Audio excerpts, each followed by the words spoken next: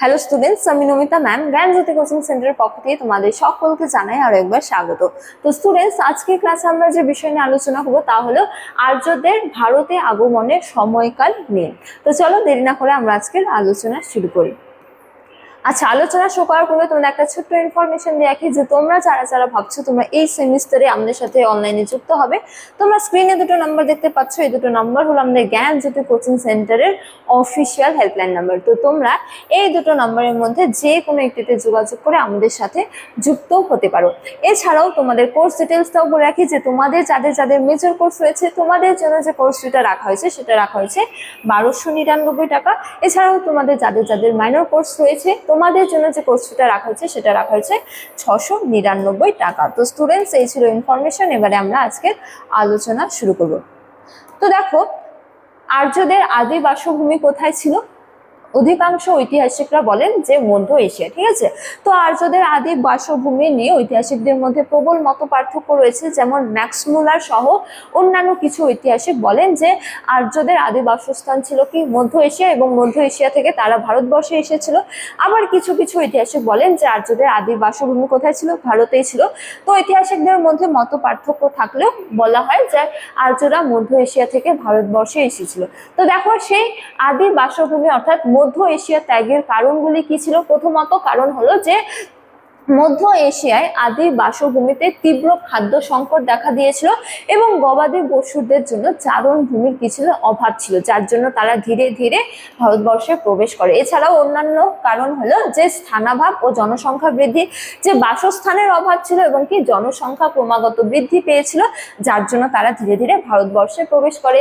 এছাড়াও অন্যতম প্রধান কারণ হলো যে গোষ্ঠীগত কোন্দল ও আভ্যন্তরীণ সংঘাতের ফলে তারা স্থান ত্যাগ করতে বাধ্য হয়। ঠিক আছে, তো তাদের মধ্যে গোষ্ঠীগত কোন্দল ছিল এবং এই কোন্দলের ফলে এক এক গোষ্ঠী এক এক স্থানে ছড়িয়ে পড়ে। ঠিক আছে, তারপরে দেখো ভারতে প্রবেশের প্রকৃতি কি বা ভারতের প্রবেশের কারণগুলি কি কি ছিল? যে কোনো আকস্মিক বা সামরিক আক্রমণ নয়, বরং শত শত বছর ধরে তারা কি ভারতবর্ষে প্রবেশ করেছিল। ঠিক আছে, তারপরে ক্ষুদ্র ক্ষুদ্র দলের ক্ষেত্রে বলা হয়েছে যে যাযাবর পশুপালক হিসেবে ছোট ছোট কিসে দলে বিভক্ত হয়েছিল এবং দলে বিভক্ত হয়ে তারা ভারতবর্ষে প্রবেশ করে। ঠিক আছে, এছাড়া আরো বলা হয়েছে যে উত্তর পশ্চিম সীমান্ত, যে মূলত উত্তর পশ্চিম গিরিপথ ধরে ভারতীয় উপমহাদেশে তাদের কি হয়? আগমন ঘটে। ঠিক আছে, তো এই গেল আর্যদের আদি বাসভূমি ত্যাগের কারণ এবং ভারতবর্ষে প্রবেশে তাদের প্রকৃতি কেমন ছিল, কিভাবে তারা প্রবেশ করেছিল তা নিয়ে। ঠিক আছে, তো দেখো এবারে আমরা তাদের আগমনের সময়কাল নিয়ে আলোচনা করব। তো অন্যতম প্রধান ও প্রথম বক্তব্যই হলো যে প্রাচীনতম সাহিত্যিক ভিত্তি অনুসারে তাদের সময়কাল কি ধরা হয়েছে। ঠিক আছে, তো আর্যদের ভারতে আগমনের কাল নির্ধারণের প্রধান ভিত্তি হলো কি তাদের প্রাচীনতম গ্রন্থ কি ঋগ্বেদের রচনা কাল। ঠিক আছে, তো বৈদিক যুগে কি হয়েছিল?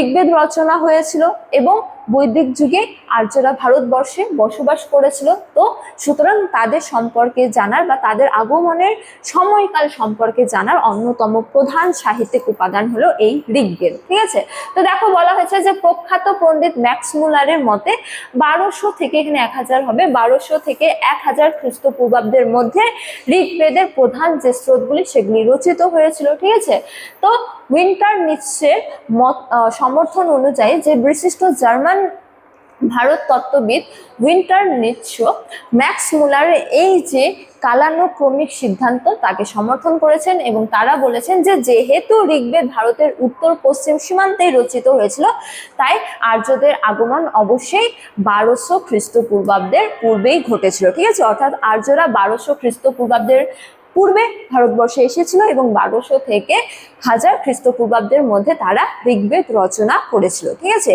এই হলো অন্যতম প্রধান মতবাদ আর্যদের আগমন সম্পর্কে। ঠিক আছে, সাহিত্যিক উপাদানের উপর ভিত্তি করে।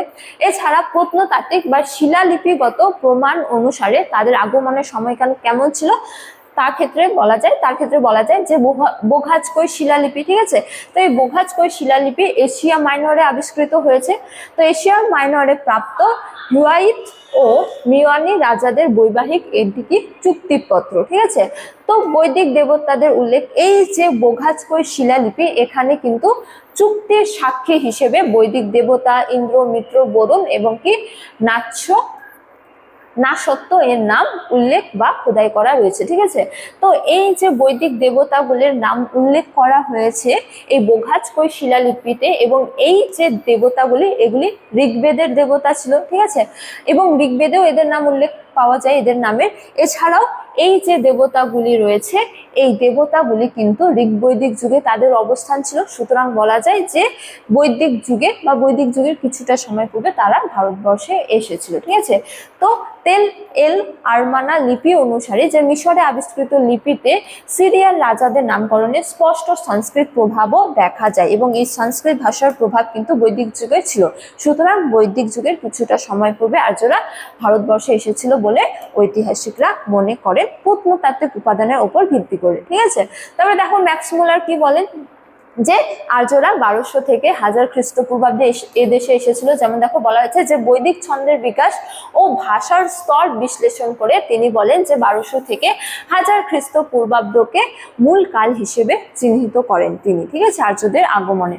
এছাড়া অধ্যাপক ব্যাসাম বলেন যে বিশিষ্ট ইতিহাসবিদ এল বাসাম 1500 থেকে 1000 খ্রিস্টপূর্বাব্দকে আর্যদের ভারতে বসতি স্থাপনের মূল সময়কাল হিসেবে তিনি উল্লেখ করেছেন। ঠিক আছে, তারপরে স্যার মার্টিমার হুইলার কি বলেন যে 1550 খ্রিস্টপূর্বাব্দে যেহেতু হরপ্পা সভ্যতার পতন ঘটেছিল, তো তার সাথে আর্যদের আগমনকে যুক্ত করে তিনি বলেন যে 1500 খ্রিস্টপূর্বাব্দের বেশ আগে আর্যরা ভারতবর্ষে এসেছিলেন। ঠিক আছে, তো বিভিন্ন ঐতিহাসিক বিভিন্ন সময়কালের কি করেছেন উপস্থাপন করেছেন আর্যদের আগমনের ক্ষেত্রে। এছাড়াও অন্যতম প্রধান মতবাদ হলো যে দ্বিতীয় সহস্রাব্দের সূচনার ইঙ্গিত। তো হরপ্পার আবিষ্কৃত 1800 খ্রিস্টপূর্বাব্দের কয়েকটি সমাধি আবিষ্কৃত হয়েছে যেখানে আর্যদের যেমন দৈহিক বৈশিষ্ট্য সেই দৈহিক বৈশিষ্ট্যর সন্ধান পাওয়া যায় এই কঙ্কালগুলিতে। ঠিক আছে, 1800 খ্রিস্টপূর্বাব্দের। তো এই যে প্রত্নতাত্ত্বিক প্রমাণ, এই প্রমাণ নির্দেশ করে যে খ্রিস্টপূর্ব দ্বিতীয় সহস্রাব্দের গোড়ার দিকে হরপ্পা সভ্যতার পতনকাল আর্যদের প্রাথমিক দলগুলো যেমন বেলুচিস্তান সিন্ধু উপত্যকায় পৌঁছে গিয়েছিল। ঠিক আছে, তো এই গেল অন্যতম আরেকটি মতবাদ যে তারা দ্বিতীয় সহস্রাব্দের সূচনায় ভারতবর্ষে প্রবেশ করেছিল। তো পরিশেষে বলা যায় যে আর্যদের ভারতে আগমন কোনো একটি নির্দিষ্ট বছরের ঘটনা নয়, বরং খ্রিস্টপূর্ব দ্বিতীয় সহস্রাব্দের সূচনা থেকে ধাপে ধাপে সংঘটিত একটি দীর্ঘস্থায়ী অভিবাসন প্রক্রিয়া। ঠিক আছে, এই আর্যদের ভারতে আগমনের সময়কাল। তো স্টুডেন্টস, এই ছিল আজকের আলোচনার বিষয়। আজকের আলোচনার ক্লাস এতটাই। তোমাদের সাথে দেখা হবে পরবর্তী ক্লাসে। তখন তোমরা সকলেই ভালো থাকো, সুস্থ থাকো। Thank you.